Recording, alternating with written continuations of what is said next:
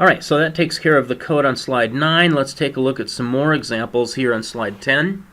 Notice in this example on slide 10 that we are using the list event Li as the output, but also as the input. So this time we are transforming the elements of Li back into Li, and this is perfectly fine. This is guaranteed to behave correctly.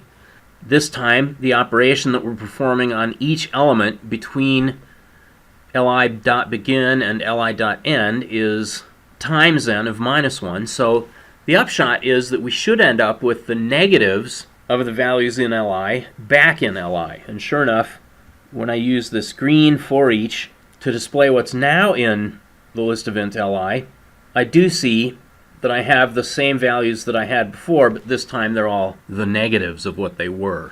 In the second transform here on slide 10, once again I'm modifying the list events Li directly by adding 5 to each one. So the black for each's output is simply the same as the green output, but with 5 added to each element. And then in the third transform here on slide 10, I'm replacing each element of the list event Li with an indicator of that element's sign. So you'll notice in the blue for each's output here that wherever I had a positive number like 1 or 6 or 2 or 5, I have a 1 as the result of the transform back into Li. 0 gives me a 0. And any negative number, like -7, -5, -6, gives me a -1. So I now, in Li, have these sign indicators of what had previously been the integer values displayed in the black for each algorithm.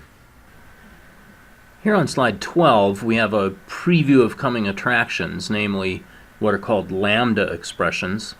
A lambda expression is like an in-place function, and typically they are easier to use with algorithms such as for each and transform than ordinary functions or template functions. Lambda expressions are new as of C++11. Consequently, if you see older code making use of these algorithms, they may be using ordinary functions or template functions or other things instead of lambdas. Here at the bottom of slide 12 is an example of a lambda. We'll cover lambdas in pretty good detail in lecture 15. The square brackets are called the lambda introducer. That tells the compiler that a lambda expression is being defined right here. In this case, the lambda expression is going to receive an int value as its argument, which is simply going to be one of the elements in the range from beginning up to but not including end of some container. And because transform is expecting the operation that's being used to return a value, we simply use a return statement in the body of the lambda to return whatever the input element is plus 5. And in a simple case like this, the compiler is smart enough to figure out, oh, well, this lambda is returning an int. And so this would probably be an easier choice than our template function addN with 5 as a template parameter if all we wanted to do was to add 5 to each element in a range of values. Now, as I said, there are about 80 or more standard algorithms that do things like counting values or finding the minimum or maximum values in some range. Notice here that we have both a count algorithm that counts the number of occurrences of some specific value in the range from beginning up to but not including end.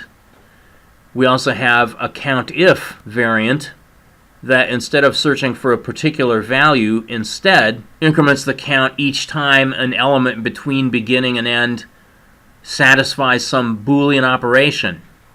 We can look for min, we can look for max. We have in the past already looked for min-max element, which gives you back a pair, where the pair has an iterator for the minimum value and another iterator for the maximum value.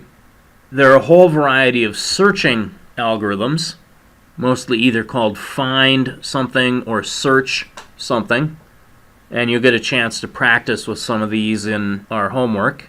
And here on slide 15 we have even more variations on finding values or sequences of values.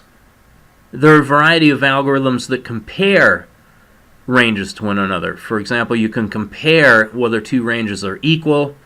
You can compare whether one range is a permutation of the values in another range. You can discover mismatches between ranges. You can test whether a range of values is sorted, either in default order or according to some sorting operator that you specify. You can change the order of elements. You can reverse them. You can rotate them.